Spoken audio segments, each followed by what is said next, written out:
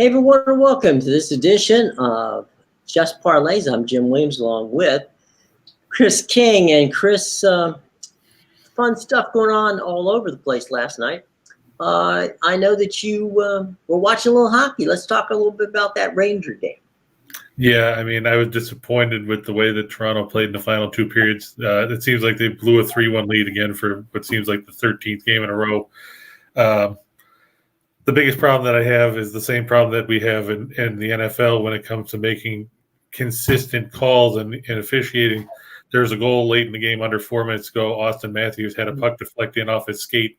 I will grant he turned his skate probably at a 45-degree angle. The puck ricocheted off the skate into the net past Chesterkin. It would have made it a 5-4 game. They reviewed it and said that he kicked it.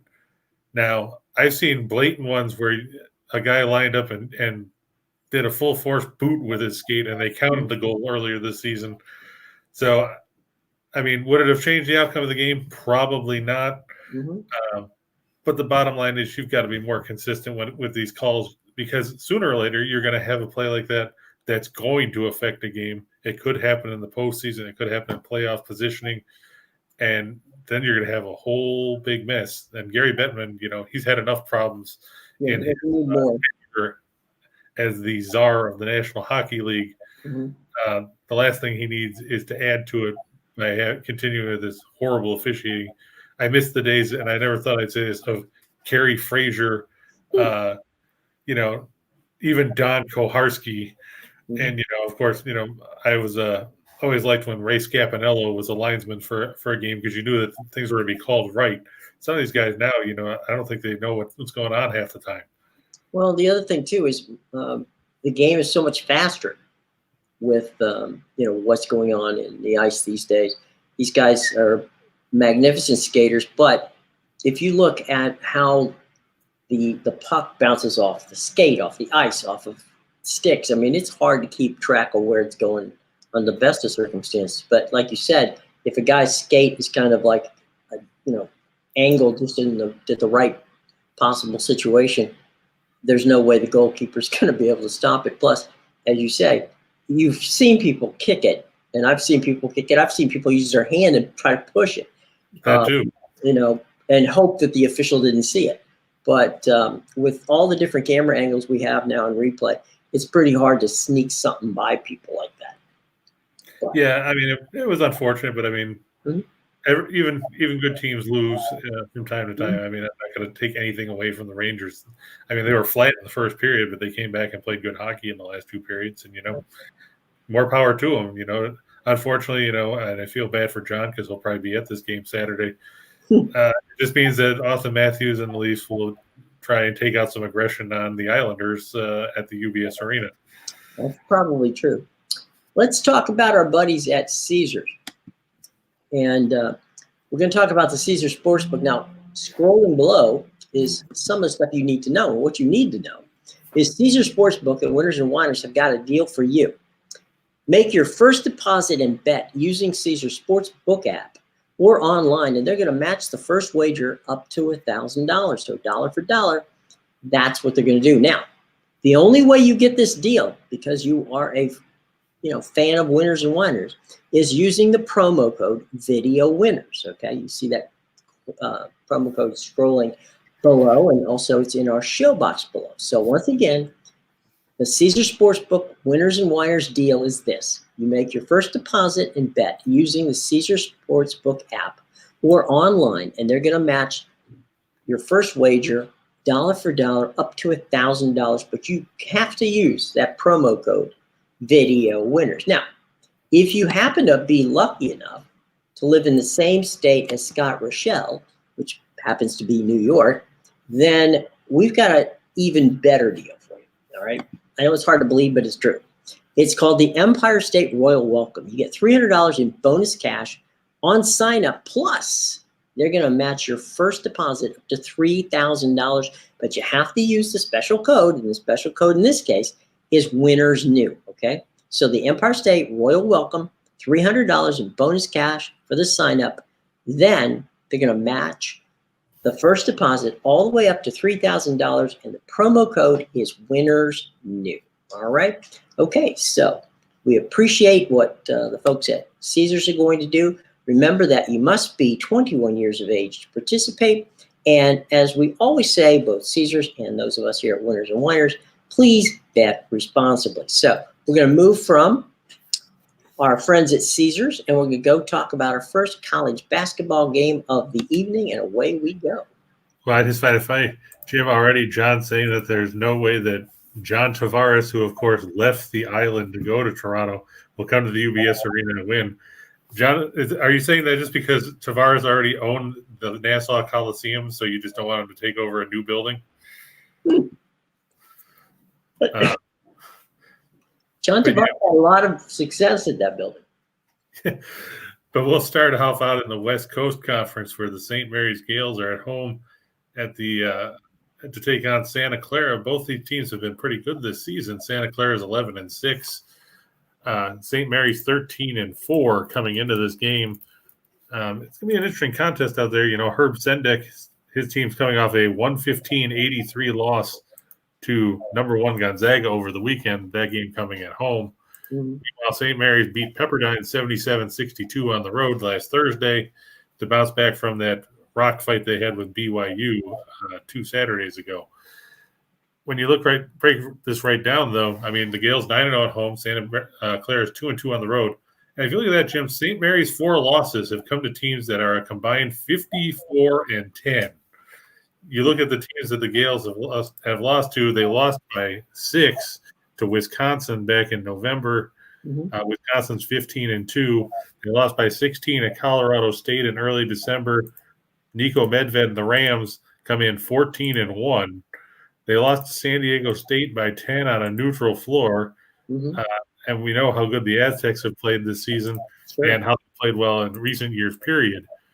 They're 10-3 this season. And then, like we said, they lost to BYU on the road in Provo in a game where nobody scored any points. It was 52-43. But, I mean, the Cougars are 15-4. So you're not seeing any bad losses on the books there when it comes to St. Mary's. Meanwhile, Santa Clara has already lost to UC Irvine and Louisiana Tech at home, as well as Cal and Boise State on the road. You have to be concerned about Santa Clara in this one, facing a St. Mary's team that is 8th in the nation in scoring defense. They give up just 58 points per game. They're 86th in field goal percentage, defense at 41.1. They only allow 5.1 3-pointers a game. They are 5th in free throw attempts allowed at 12.4. So they don't give you opportunities at the charity stripe, and they don't give up very many rebounds, just 28.6, which is 3rd fewest in the nation. It's going to be a test for Sendek's team. They're 63rd in scoring offense at 77.3 points a game, and they're 22nd in field goal percentage. But how are they going to handle St. Mary's with the way the Gales play defense? Randy Bennett's team, they're known for that, basically. Santa Clara is 1-5 ATS in their last 6 on Thursday. They're 1-4 in their last 5 against teams with a winning percentage above 600. Meanwhile, St. Mary's 4-0 against the spread in their last 4 at home, 6-1 in their last 7 as a favorite. I like the Gales to win this one. They should win by double figures. I mean, nobody's impressed by Santa Clara's road wins this season. They beat,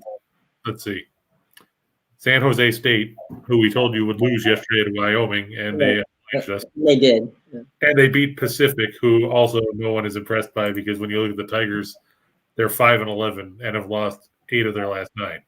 You know, the folks at St. Mary's are probably clutching their rosary beads, praying that that perhaps Gonzaga might move to the Pacific, the Pac-12 or some other conference, because every year or so St. Mary's puts out a really good product, but they when you're up against the folks at and they, to their credit, they've actually beaten Gonzaga a couple of times during the past 5 or 6 years. So yeah, I mean, to your point, I mean, look at some of the teams that they've rolled out in recent years.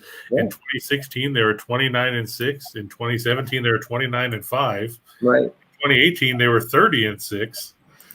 So I mean, you're not, like you said, you're talking about a good team. They were 26-8 in 2020 before the tournament got wiped out. Right. And now they're 13-4. They get a crack at Gonzaga on February 12th, I'm guessing, and then on February 26th. So those two games are going to be interesting for the Gales. Obviously, they'll get another swing at BYU in between those two games. So that's going to be a rough closing stretch for St. Mary's. Gonzaga on the road, BYU at home, then at San Diego, and then home against Gonzaga to close the regular season. Right. But, I mean, in between now and then, the only game that they've got that they really have to worry about will be San Francisco. Mm-hmm. And the Dons have played good basketball too. That's true. And you're talking, I mean, you figure St. Mary's is going to get to 20 wins. It's very possible San Francisco can get to 20 wins. We know. I mean, the Dons are 15-3. Right. You know that Gonzaga and San Jose State's going to be over 20. So, that's pretty good company you're talking about there. Yeah, I mean, the West Coast Conference, there's not a lot of punching bags in there. I mean, if you're going to look at the doormats, it's Pacific and, Pepperdine. But Pepperdine, they lost a big chunk of talent from their team the last couple of years with Colby Ross graduating and Kessler Edwards going to the NBA. So it's a rebuilding year. But Pacific, I don't know what their problem is. They're just terrible. Oh, well, you can't have everybody, somebody's got to be the homecoming team for everybody else. Normally that's Portland, but I mean, Portland has a winning record right now, but they'll tail off probably now that conference play has started. Right, when they get to the conference. Okay, let's go from there to Oakland, I think, right? Yeah, we're going to go to the arena as Oakland is at home against Milwaukee in the Horizon League. Oakland 13-4 this year. Milwaukee, that's right, 6-12. They're 3-5 at home. Oakland's 5-3 on the road. These teams met just 11 days ago, and Oakland rolled to an 86-65 win in that contest. The Golden Grizzlies 95th in scoring offense at 75.5 points a game. They're very good at the free throw line. They're 19th in the country at 77.8%. And they get a crack at a Milwaukee team that's just 304th in scoring offense at 66.3 points a game. They're 230th in field goal percentage at 43.3. They're 271st in three-point shooting at 31.8%. In addition, Pat Baldwin Jr., the son of Coach Pat Baldwin, is questionable for tonight's game. He's dealing with, I believe it's a knee injury. That would be a big blow for the Panthers because they need anyone that they can possibly get to score points. Baldwin is a freshman. He's 6'9", 220, and he's averaged, he's put up some decent numbers. So they clearly could use him. He hasn't played since January 5th against Green Bay when he logged 11 minutes. He's missed actually 7 of the last 8 games, so they're hoping to get him back for this one. They're going to need him, but the bottom line is Oakland is a very talented team. They're 6-0 against the spread in their last 6 overall. They're 5-0 in their last 5 after an ATS win. Milwaukee 1-5 in their last 6 against teams with a winning percentage above 600, and 1-5 in their last 6 against teams with a winning straight-up record. I know everybody thinks that, these mid-major teams, you can just write off. But, hey, I mean, if it wasn't for mid-majors, nobody would know what a power conference was. Right. That stat that's right there at free throws at almost 78%, that really is, when you get down to crunch time, that statistic right there probably is the most important stat of everything that's on that list. Yeah, when you're trying to salt away a game, Yeah. I wrote about this when I came to doing a game yesterday for Winners and Whiners, the USC Colorado game. Right. USC is god awful when it comes to shooting free throws. I mean, and that's going to be something. It might not cost them tonight in Boulder, but it's going to cost them sooner or later. And the worst thing that you want is to be playing in one of those 3-14 or 4-13 games in the first round of the tournament, where you've got some team that's hanging around and you can't put them away because you shoot horrible at the free throw line. Just to back up that point, USC is 355th of 358 teams in the nation shooting free throws at 61.3%. I don't care how well you shoot from the floor. If you can't hit free throws, you're going to get beat by some team that has no business hanging around. Well, the other thing is you're going to get beat by the team that's across town.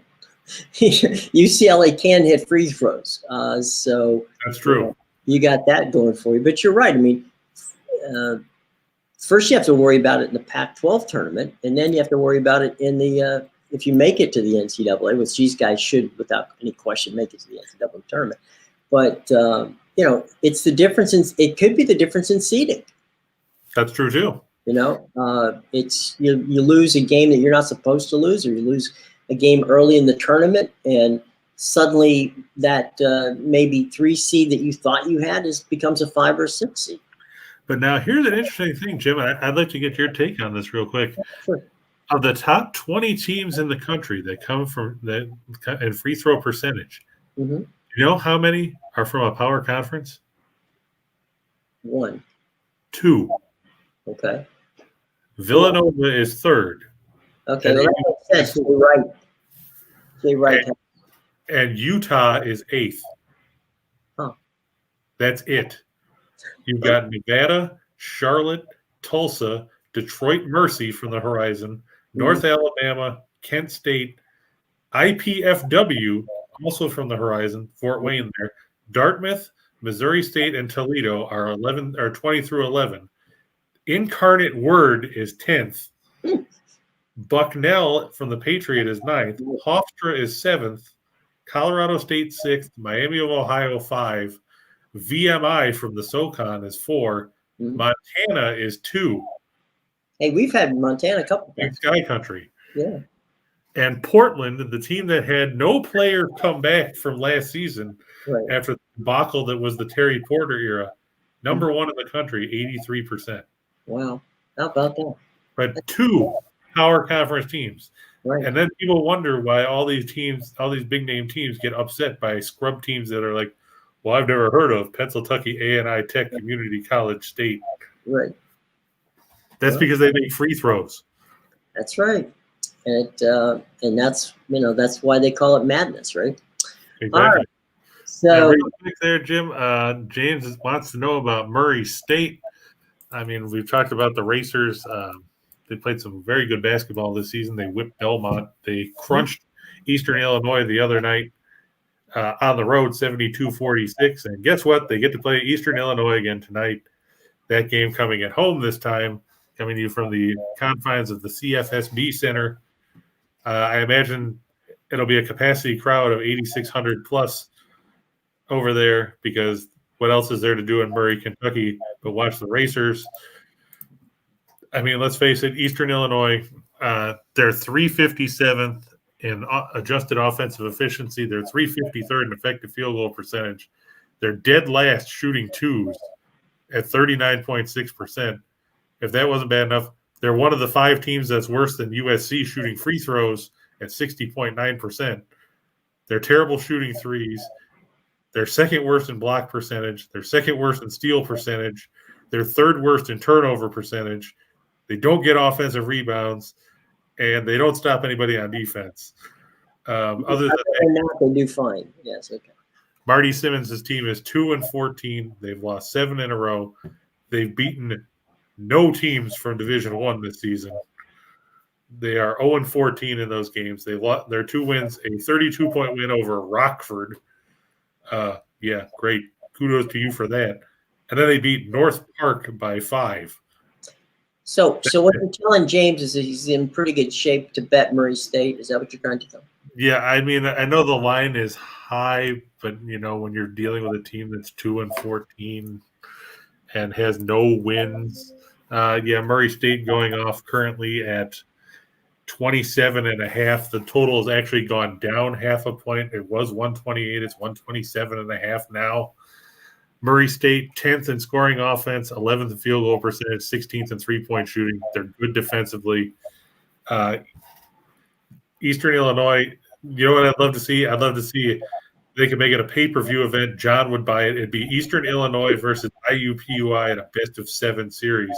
That's true. The team to get to 60 points. I they think go overtime and get to 60 points. Yeah, well, they could go to quadruple overtime. That's probable, yeah.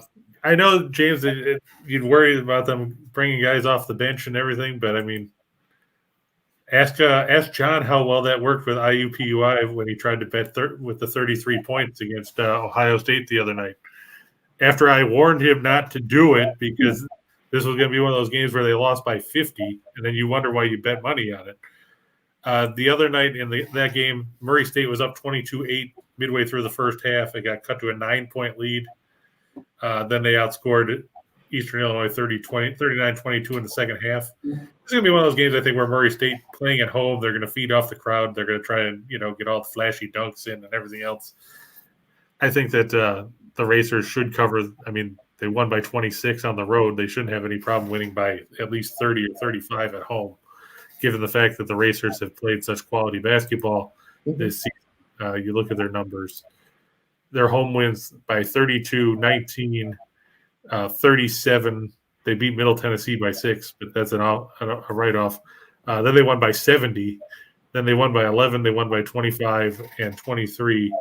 And that 23-point win over Tennessee State was the one that they threw together at the last second because that was supposed to be the Austin Peay game. It was rescheduled for next week. Any more college basketball questions before we move on? I don't see anybody jumping out. I mean, John wants to know about IUPUI, but I've got that covered later in the show. We'll get to John. Don't worry. IUPUI will be there. I watched John. I want you to know I watched them the other night against Ohio State just for you, buddy. And by the way, just to Chris's point, in the final 2 minutes of the game, the band was playing for Ohio State. I don't think that the actual basketball team was on the court anymore. The band probably outscored IUPUI too. Yeah, by 4 points. It was a close game. Okay, onward we go. Real quick, John, are you talking about St. Thomas versus South Dakota State? Which St. Thomas? I'm guessing he's talking about St. Thomas from Minnesota. Okay. They play South Dakota State in a exciting Summit League matchup, but I'm just making sure because he's saying, will they go over 500? Will they go over 500? Was that the over in total points or I don't know. I mean, they've got the total on that one. It's set at 162. I mean, that could make it for a high-scoring game. The Jackrabbits, they do like to live up to their name and run and gun. I mean, they're third in the nation at 87 points a game. St. Thomas is 39th in scoring at 78-7, and both teams are below average on the defensive end of the floor.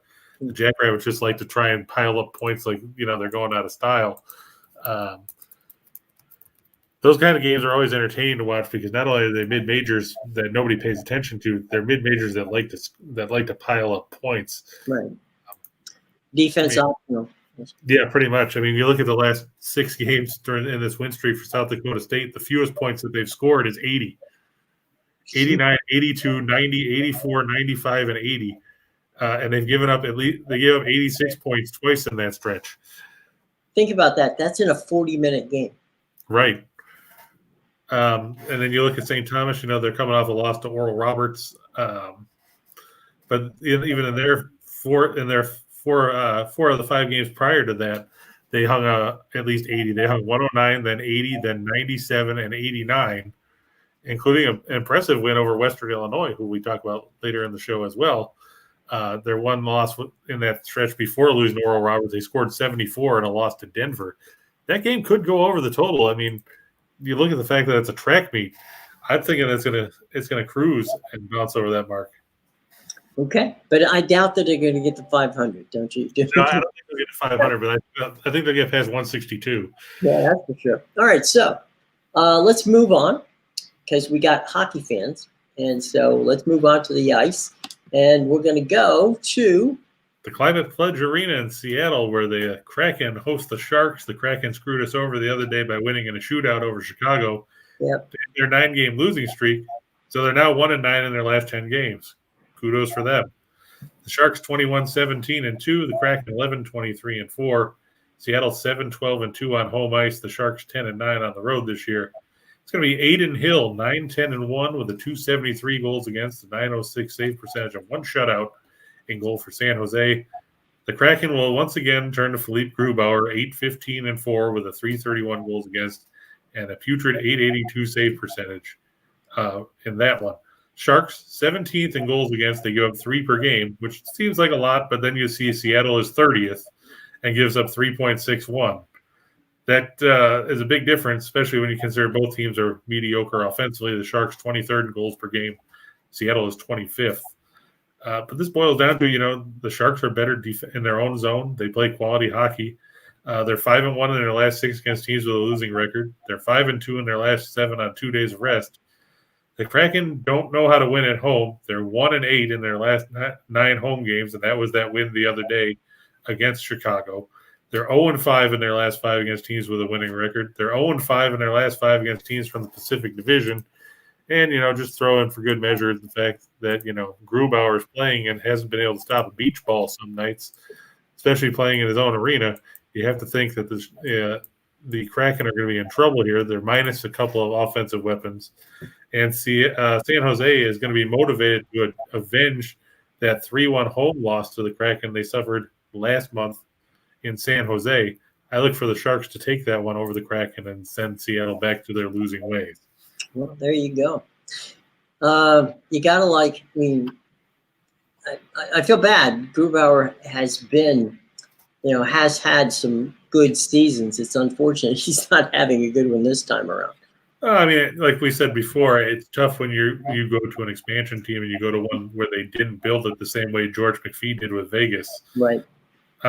He doesn't really have a blue line group to work around, and they don't have the forwards where they can score to keep them in a game. And I agree with Super Sly there. He says that, he likes the Sharks at this odds, and this game seems like a gift. The Sharks are going to be motivated to bounce back after that disappointing showing they had against Seattle last month. And, Absolutely. The way the Kraken are playing right now, you have to think they can pull that out. Absolutely. All right, let's move on. We're going to move down the West Coast to the Crypto Dome, as we like to call it. The Avalanche on the road against the Kings.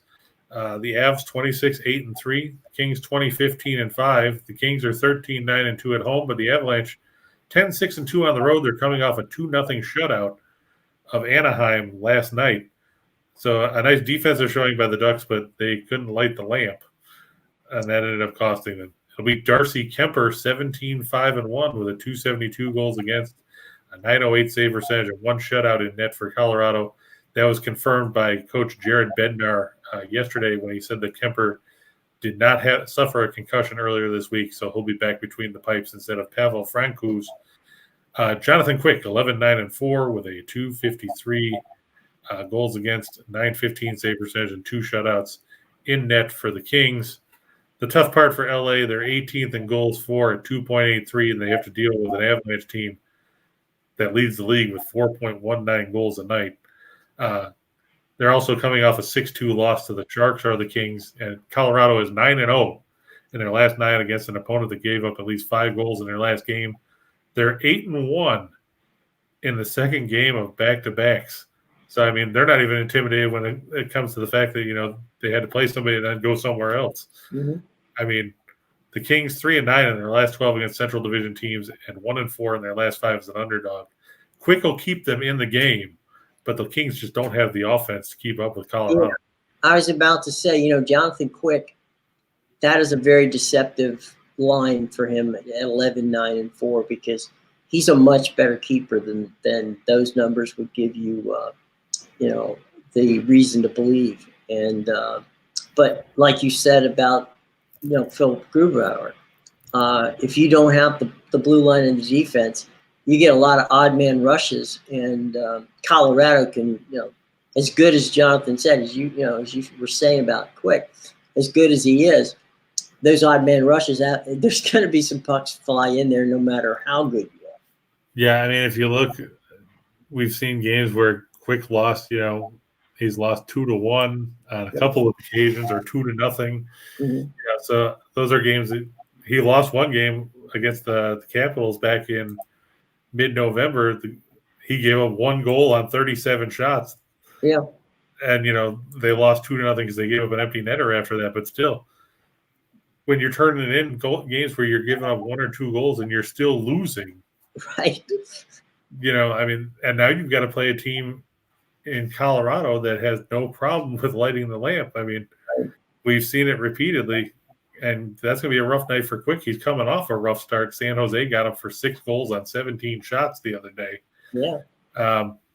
And now you got to deal with the Avalanche with McKinnon and Landeskog and Mikko Rantanen and all those guys, sign me out. I'd be saying I pulled a hamstring, put Cal Peterson in. Yeah, please. And Stan Kroenke, who owns the Avalanche, also owns the Rams. So you got to believe he's going to be sitting there watching that game in Los Angeles and in the visitors' owners box and enjoying himself. So, all right, let's go to the association. There's some good games that we got for everybody tonight. Yep, and real quick, Super Sly also said a prime example for the Kings. Look at the Winnipeg Jets. You got Hellebuyck in goal, but it's the defense isn't all that great. Outside, I have to give you credit though. They do have Neil. I could never figure out if his last name is Pionk or Plonk or what. But I mean, he's a good defenseman. I mean, they just need to build around him, and they've got some good forwards. I really like Kyle Connor over there.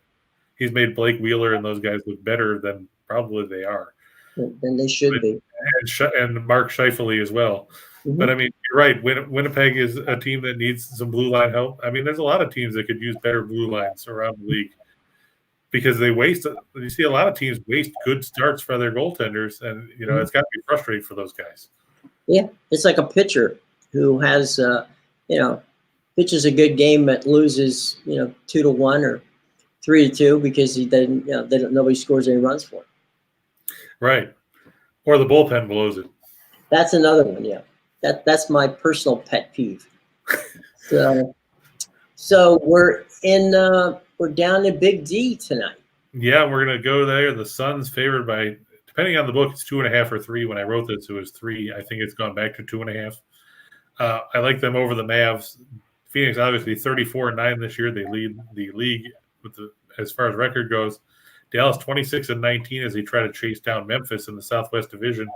Both teams are hot. Phoenix has won 7 of 8. The Mavs have won 9 of 10, which is funny because we remember early in the year Dallas was going nowhere fast. Mm-hmm. The Mavs 14-8 at home, but that's eclipsed by the Suns 17-4 road record on the year. The Mavs also playing the second game of a back-to-back. They beat Toronto 102-98 at home last night. DeAndre Ayton will not play for the Suns tonight, according to the latest injury report, with an ankle injury. But it might not matter. The Suns still have Devin Booker and Chris Paul and a whole slew of other guys that can step up and contribute. The Suns 5-1 in their last 6 after a straight-up win. They're 5-1 in their last 6 as a road favorite. 5-1 in their last 6 on the road, period. Dallas 11-23 in their last 34 after scoring 100 points or more. They're 3-8 against the spread in their last 11 at home against teams with a winning road record. And the Suns 8-1 against the spread in the last 9 meetings in Dallas. I always have a tough time when it comes to playing the second game of back-to-back with some of these teams. I know that Dallas has played well of late. They're relatively healthy getting Porzingis back. Reggie Bullock and Kleba were both questionable yesterday. They played. Mm-hmm. I mean, Phoenix, there's just so many weapons, and they're rested after beating San Antonio Monday night convincingly in that one. You have to think that the Suns can get the win here on the road. They ring up win number 35 for Monty Williams out there. Absolutely. All right, let's move on. We've got a couple of interesting teams that just one happens to be the second best team in basketball. And we're going out to the new building, new-ish, I should say, building in San Francisco, where the Warriors and the Pacers play. Yeah, the Pacers, 16-29, they did beat the Lakers yesterday, which was disappointing because I said the Lakers were going to win. I'd have to give Frank Vogel credit, though. He benched Russell Westbrook down the stretch in that game for the final 4 minutes after Westbrook kind of loafed around on defense and let Karis LeVert go by him like a turnstile earlier in the fourth quarter. Now, that's a gutsy move, especially with the reports that you had, Jim, that, he could be in jeopardy of losing his job. Right. But, even with that win, the Pacers are just 4-17 on the road. Golden State's 19-3 at home. Like we said, it's going to be the second game of back-to-back for Indiana. I know Draymond Green and Otto Porter aren't going to play for Golden State. Indiana won't have Miles Turner, who's out until after the trade deadline, likely with that foot injury. Domantas Sabonis is a question mark now tonight. They added him late on the injury report. It's going to be an uphill climb for Indiana. I mean, Golden State leads the league in scoring defense. They lead the league in field goal percentage defense, and they're fourth in three-point defense on the year. Indiana's just 1-4-1 against the spread in their last 6 on the road against teams with a winning home record. They're 1-4 in their last 5 on the road against teams with a home winning percentage greater than 600. And Golden State's 19-6-1 against the spread in their last 26 at home. I'm not looking for a big offensive bonanza here. I mean, Golden State might scrape over the 100-point mark, kind of like they did against Detroit the other night. Mm-hmm. Indiana, they're just brutal on the road. And, I mean, the reason why they got 111 last night is because the Lakers can't play defense. Yeah, and it's I don't know. You'll look at that and you say, well, it's Golden State and Phoenix are like here, and then everybody else is strata down below that. But those two teams are, and you brought up Utah before. Yeah, Utah's struggling right now. I mean, they lost to Houston last night. That was another disappointing game. But, I mean, they've had injury issues. You know, Gobert missed time with COVID. Joe Ingles is out with COVID. Donovan Mitchell's dealing with a back issue. Right. But, I mean, you know, come the end of the season, I think you're going to see those three. You're going to see Memphis in the West. If Dallas can keep playing the way they are, they could be battling in the West. Mm-hmm. It's going to be interesting to see who ends up with home court advantage in the first round of the playoffs, just based on the fact that you've got 4, 5, 6 good teams battling for 4 spots. Right. And you might, and then there's the Battle of Los Angeles, right. A team that actually makes the playoffs. Right.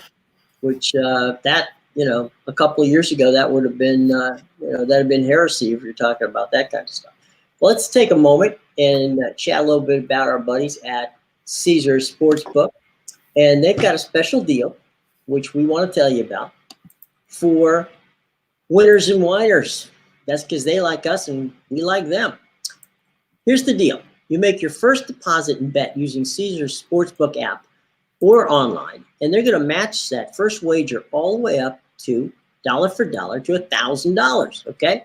But you have to use the promo code Video Winners to get that deal, all right? So when you go to Caesars Sports app or their online service and use it for the first time, make that first deposit and first bet, and all the way up to $1,000, they'll match it. But you have to use that promo code Video Winners. Now, if you happen to be in the state of New York, well, then we got something really cool for you. They're calling it the Empire State Royal Welcome. And what that means is you get $300 in bonus cash for a sign-up. Then they're going to match your first deposit all the way up to $3,000. That's $3,300 potentially, folks.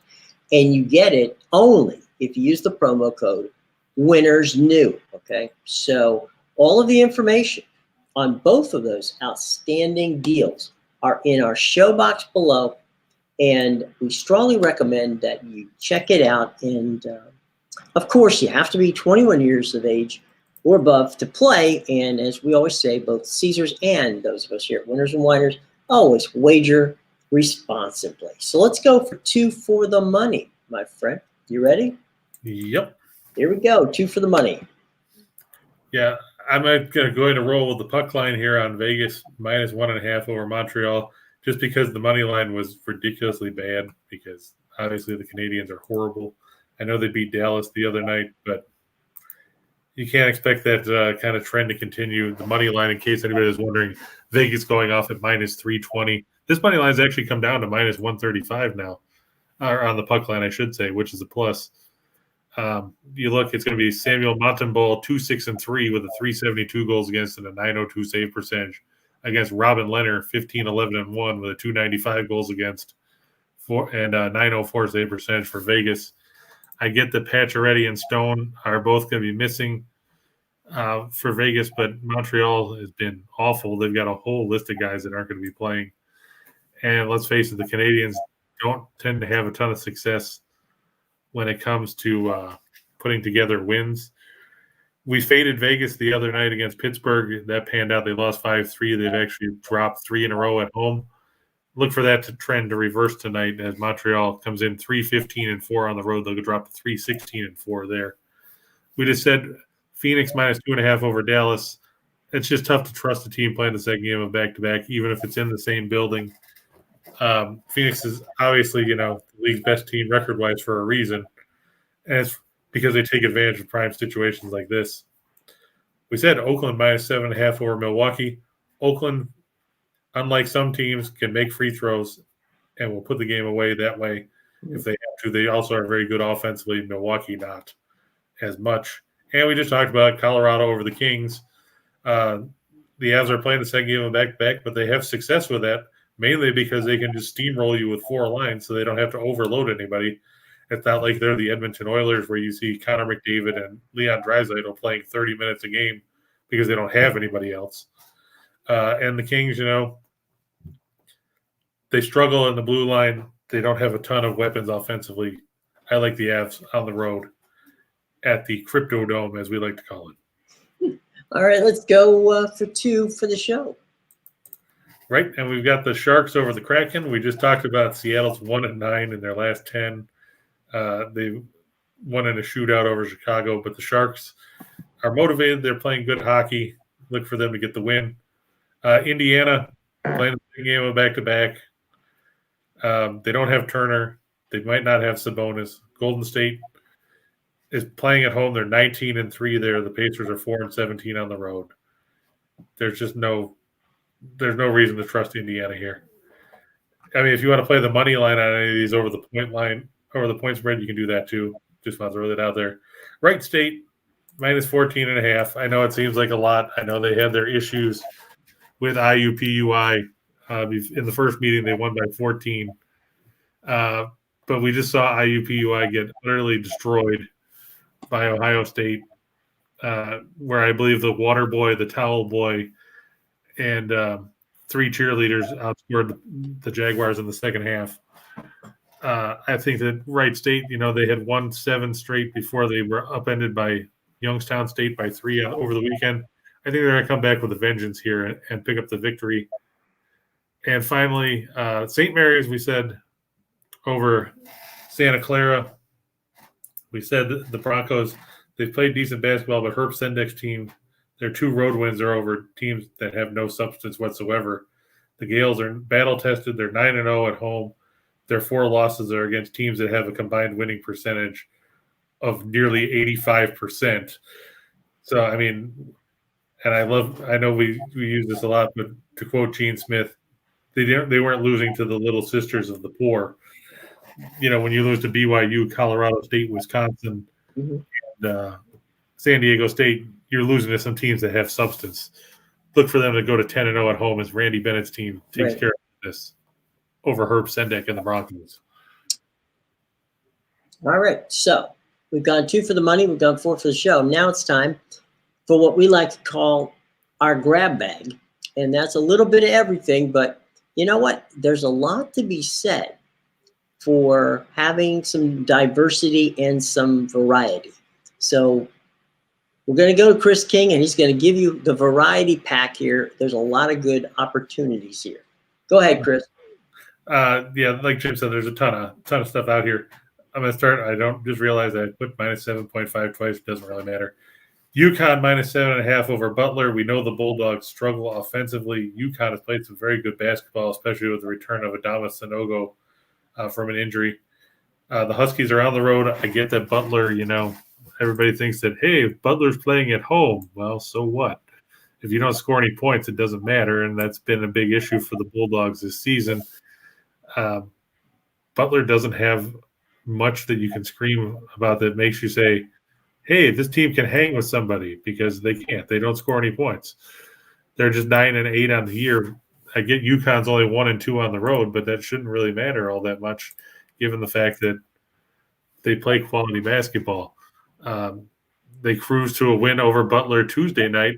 These teams just met at Sports Pavilion there, and UConn was up 15 at the half and won by 17. So I don't expect much of a reversal of fortunes there. Texas State, I know nobody ever wants to talk about the Sun Belt because, hey, you're like, what the hell is the Sun Belt? But that's all right. Texas State, the Bobcats, Terrence Johnson, his team's 11-4. They come off a impressive come-from-behind win over Louisiana. The Raging Cajuns have been the talk of the Sun Belt in recent years. They came back from 12 down in the second half to beat the Raging Cajuns 72-68 for the day.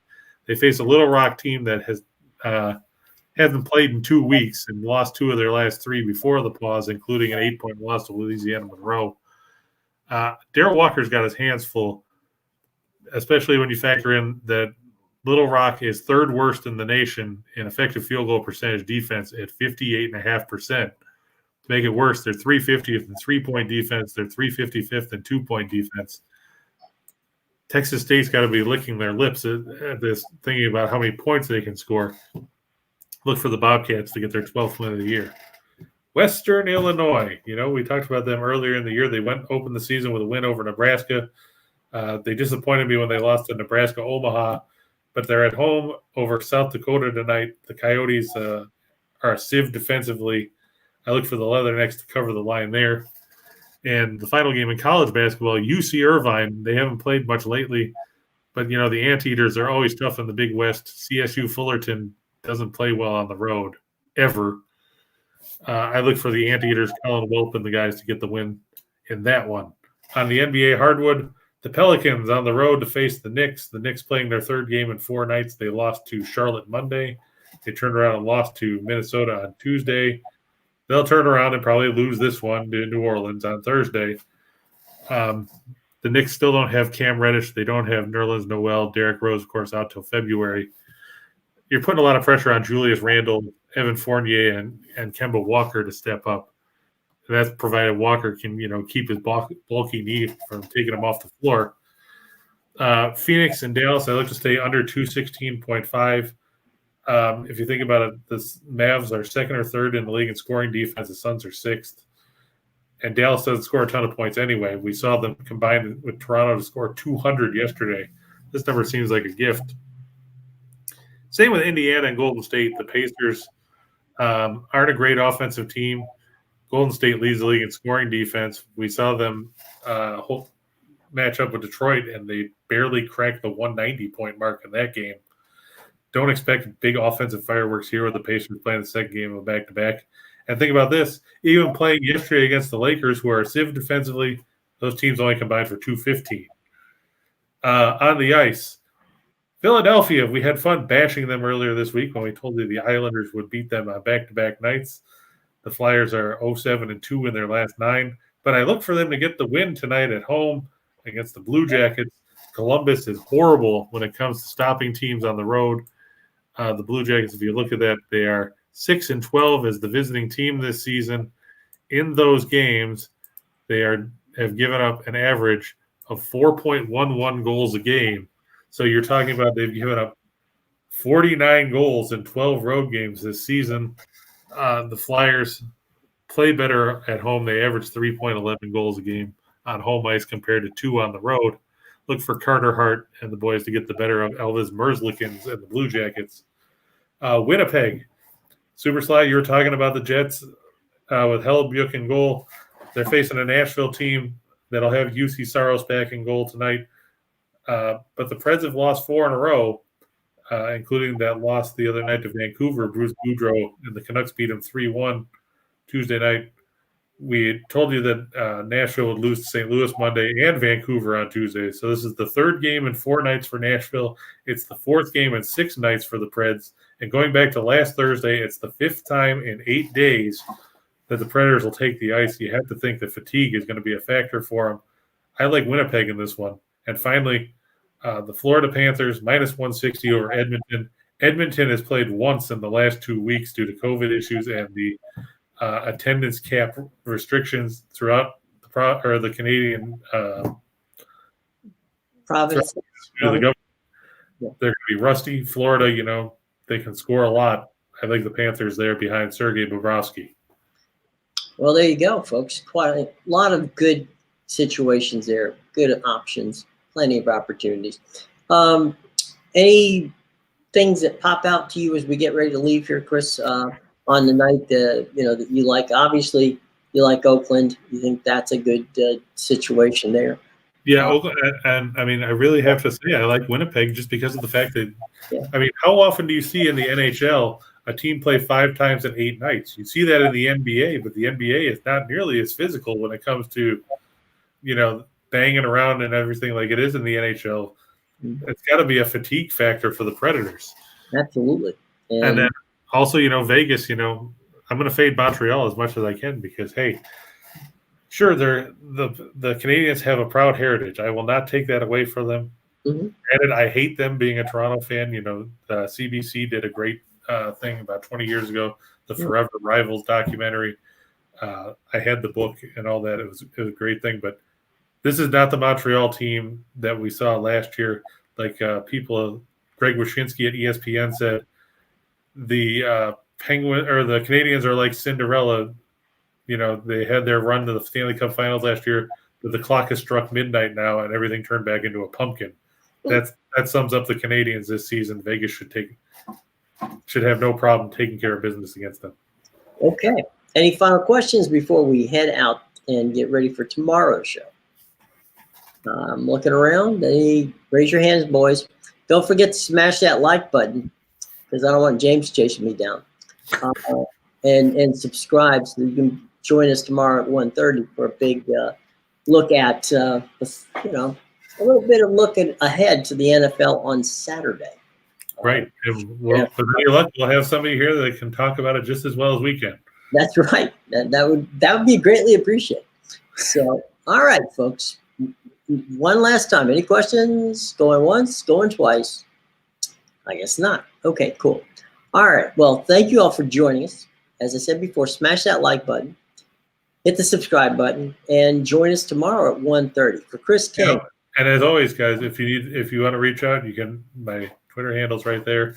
Right. Ask John; he'll tell you that you can usually reach me because if I'm at my computer, I always check it during the day, and I'll get back to you if you have any questions. See, there you go, folks.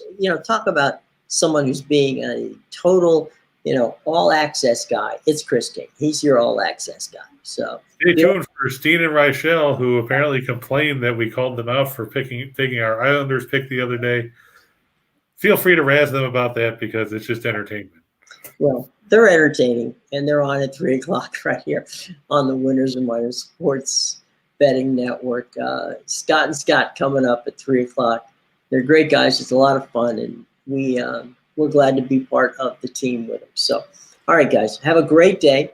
Chris, you have a great evening, my friend, and we will see all of you tomorrow right back here on Just Parlays.